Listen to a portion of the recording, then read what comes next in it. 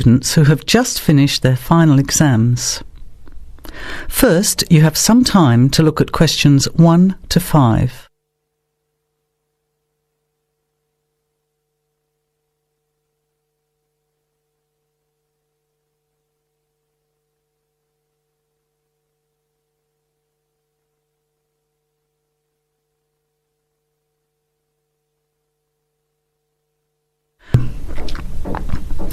Listen carefully to the conversation and answer questions 1 to 5. Hi Andrea, how are you feeling now that exams are over? It's fantastic to have finished, isn't it? And to sleep in every morning. What about you? Well, I've been catching up on sleep too, but I've got a lot to do before I leave for England. Perhaps you could give me some advice. I've got a lot of things I can't possibly take back with me, but I don't know what to do with them. Well, it depends on what sort of things they are and whether you're thinking of giving them away or selling them. Well, almost everything. Furniture, the fridge and other kitchen stuff that I bought from the previous tenant. But the new people have already got what they need, so they're not interested in buying stuff from me. I can't afford to give it away, but I'm not sure how to sell it all. Oh, and there are some clothes and books as well. Why can't you take them?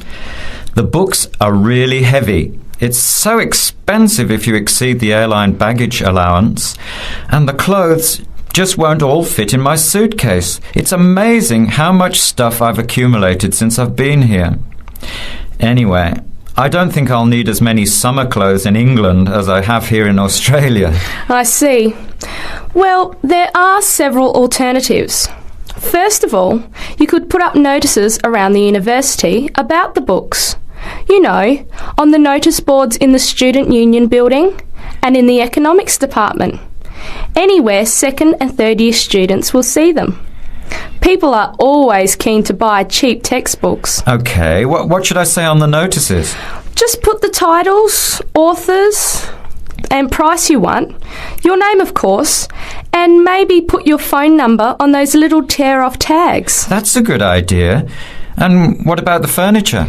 You could try doing the same thing, but usually students are away all summer, so they don't want to buy furniture now. Another place to try might be a second-hand shop. Someone from the shop will usually come around and give you a free quote, and then you can decide. But you don't usually get much money for that sort of stuff. Before you hear the rest of the conversation, you have some time to look at questions 6 to 10.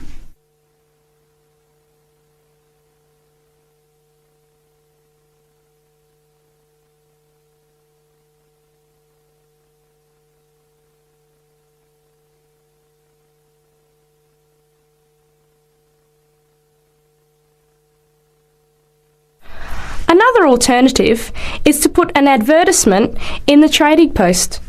Do you know that paper? It comes out every week advertising things people want to sell. You have to pay to put the advert in and then hope people phone. Give them as much information as possible, and if they're interested, invite them to come and have a look. The hard part is agreeing on a price. No, I haven't seen the Trading Post, but I should have a look at it. And I could advertise the fridge, the microwave and the furniture. But the kitchen stuff isn't really that good. You know, old cutlery, a few pots and pans and some plates and things. What shall I do with them? Well, another option is to donate the kitchen things to a charity shop. You know, like the Salvation Army or St Vincent de Paul. Why don't you get a second-hand shop to give you a quote first? Yes, I could do that. Find out how much they'll give me and then decide whether to sell them or give them away. But I've still got the clothes. A charity shop will take them too, as long as they're in good condition. And even though you don't get any money, at least you know that someone who really deserves some help has benefited. That's a good point. I'll advertise the expensive stuff, the furniture, and donate the clothes and kitchen stuff. Let's go and buy a Trading Post and you can help me write the advert. Well, Actually, I'm interested in buying the fridge and the microwave, depending on the price, of course. OK, let's see how good you are at bargaining. That is the end of part 1. You now have half a minute to check your answers.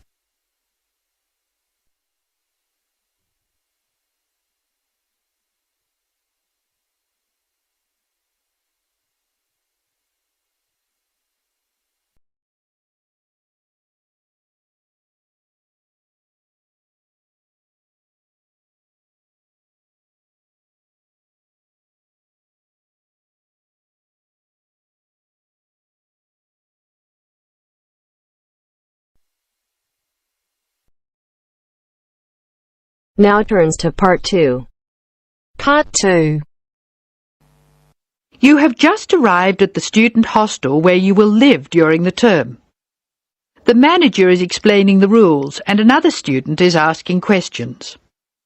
Listen to the conversation and complete the form. First, you have some time to look at questions 11 to 16.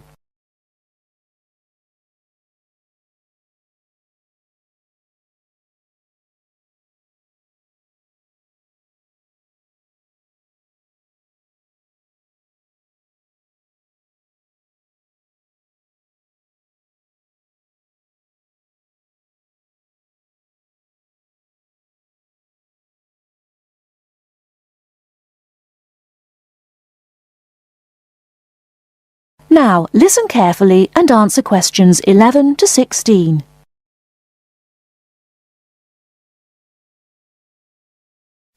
Excuse me, I want to ask you about the charges for meals. Are they the same as they were last year? No, I'm afraid they're not. We've managed to keep most of them the same, but we've had to increase the charge for breakfast. How much is it now? It's $2.50. It used to be $2. I see. What about lunch? It's unchanged, still $3. Does dinner still cost $3? Yes, it does. We've managed to keep the prices down this year, but the best deal is the 3-meal plan for $48 per week. We give you vouchers to present when you come into the cafeteria, and you get 21 meals for your $48. That works out to a little more than $2 a meal. The 2-meal plan is also at last year's rates of $36 per week. We give you vouchers for that too. My sister was in this hostel before me. I'm sure the hours for breakfast used to be longer. Yes, they were. They used to be 7 to 9:30, but to keep our expenses down, we made them 7 to 9. Lunch is the way it was, though. Hold on. Dinner, 6 to 7:30. Isn't that a change? Yes, it is, and in fact the form is wrong. It used to be 5:30 to 7:30, but now it's 6 to 8 p.m. 6 to 8 p.m. That's good. So, which plan would you like? I'd like to think about it, please. I need to check my lecture schedule. Before you hear the rest of the talk, you have some time to look at questions 17 to 20.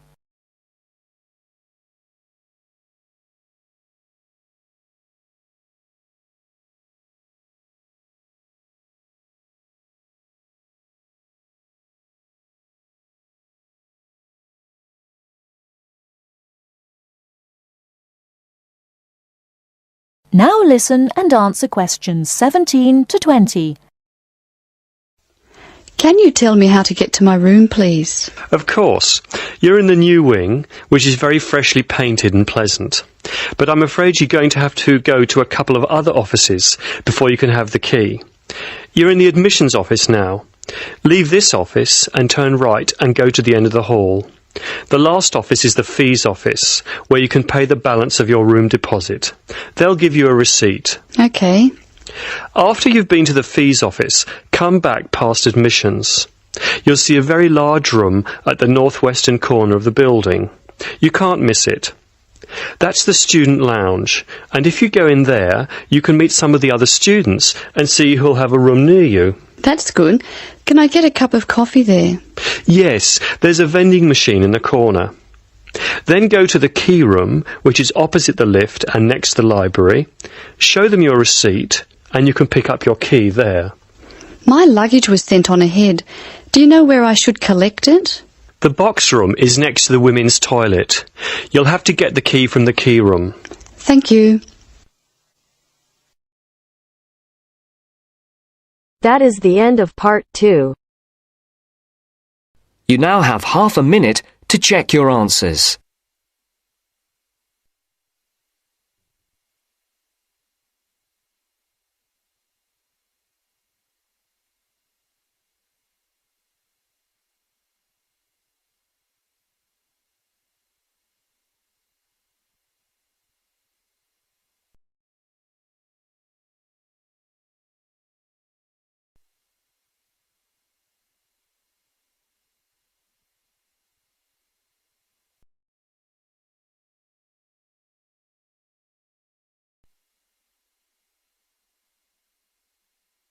Now turns to part 3.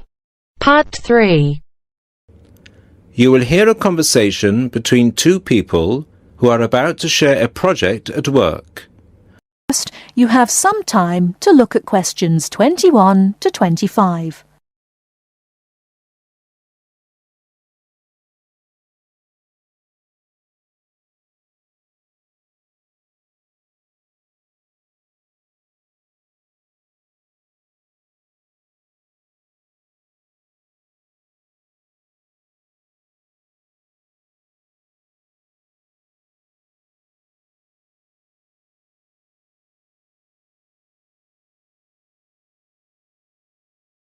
Now listen carefully and answer questions 21 to 25. Hi, Bill. How are you? I'm okay now, Sarah. But I was so ill last week. Oh, dear. What was the problem? Did you eat that dodgy fish in the canteen? No. At first, I thought it was a cold, but then my head started hurting and my eyes started to go blurry. Oh, I'm so sorry. That sounds serious. Yeah, it's okay actually. I went to the doctor and he diagnosed me with a migraine. He gave me some medicine and I'm starting to feel much better. Oh, I'm glad to hear that. Well, I'm also glad you're in today because we have to work on a new project together. Oh, are we in the same section? No, it's just us. No one else. Mr. Donaldson put us down as B team because we live near each other. That could be fun. What do we have to do? Well, the project is partly internet research, then checking reference books for information to prepare a survey, which we have to use with people we know. Great! What's the topic? It's to do with shopping over the last 10 years. We have to find out how customers have changed their behaviour. OK, so what's the first step? I think the first thing to do is to check the list of references he gave me. But my computer is in for repair, so if I check in the reference library, would you be willing to look up some references online? Once we're done with the reference checks, we can write the questions together. That's fine. I'll do the internet research. So, what sort of shopping are we looking at? Only food or goods or clothes shopping? We have to find people who are willing to tell us about personal things, like deodorants, cosmetics, soap, or vitamin creams. The other groups are doing food, electrical goods and clothes. That won't be so easy, Sarah.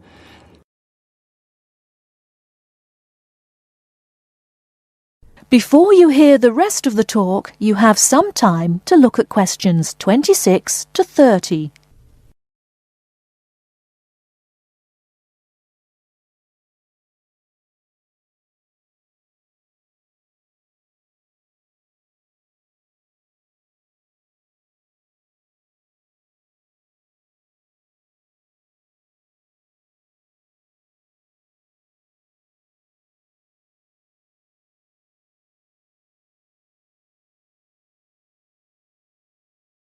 Now listen and answer questions 26 to 30. People might think those things are a bit private. Yes, I thought about that. I'll ask the women and you can ask the men. That should work okay. Well, if you think so. Give me the list of references then.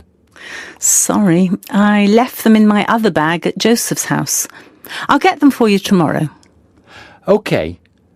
Well then, this afternoon, I think I'll catch up on the notes from last week. Can you help me, or are you busy? I've made you a copy of my notes already to save you time. Here you are. Wow, thanks, Sarah. That's so thoughtful. Well, since there's nothing for us to do right now, shall we go for lunch? Well, actually, I'll have to catch you later. I have to go to a meeting this afternoon.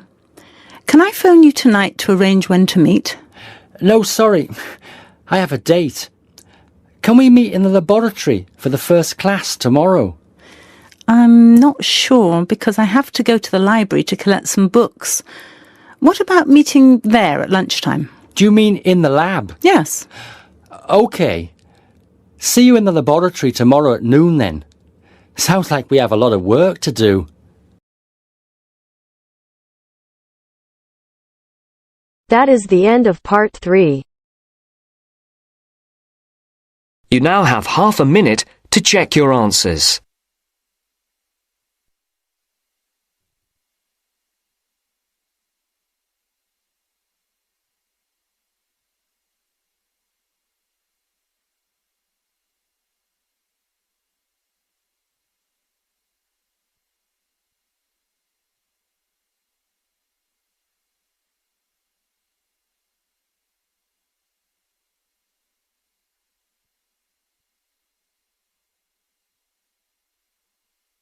Now turns to part 4.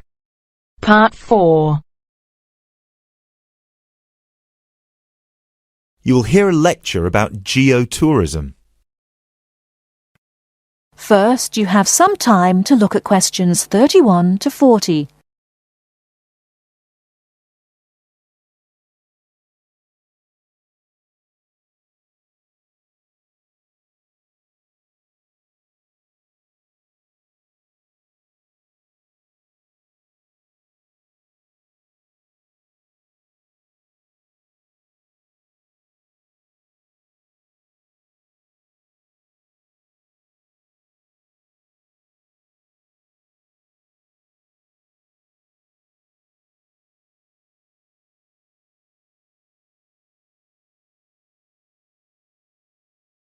Now listen carefully and answer questions 31 to 40.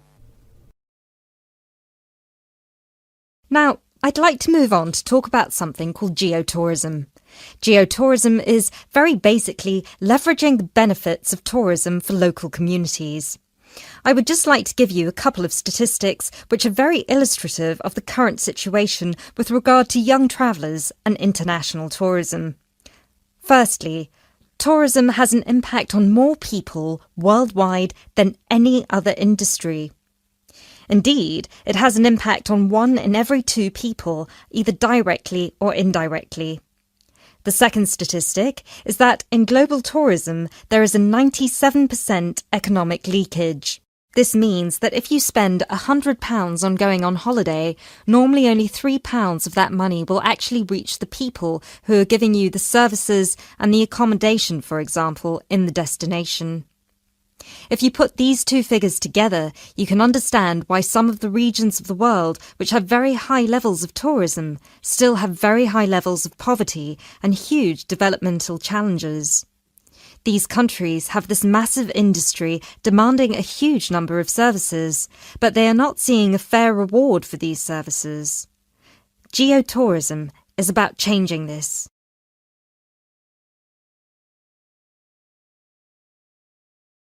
Projects are now being developed with financial organisations such as the World Bank. One of these involves developing a technology platform which is bringing grassroots travel products such as hotels, locally owned hotels, not global chains, very locally owned tour operators to the international travel market, therefore avoiding the middlemen. These middlemen often cut them out of the market completely or just make their business unsustainable. Another way that geotourism can be promoted is through the niche travel market of volunteering. These days, a significant number of older teenagers want to spend a gap year, either between school and university or university and employment. Often these people want to spend some or all of their year volunteering, but they either don't have the money or don't feel inclined to pay the main volunteering organisation businesses the fee they require, which can be as high as £3,500. What they are looking for is an organisation who can connect them with people on the ground, who can suggest worthwhile local projects. So, this is a real win-win scenario. The organisers charge a small flat fee, which then goes to the local contact. Thus, the local contact gets a very good commission just for one customer. The customer is also saving a large amount of money and time, both of which they can give to the projects they end up working on. There is still quite a long way to go before poverty in the most popular of tourist areas is eradicated, but a focus on this type of geotourism could provide an answer.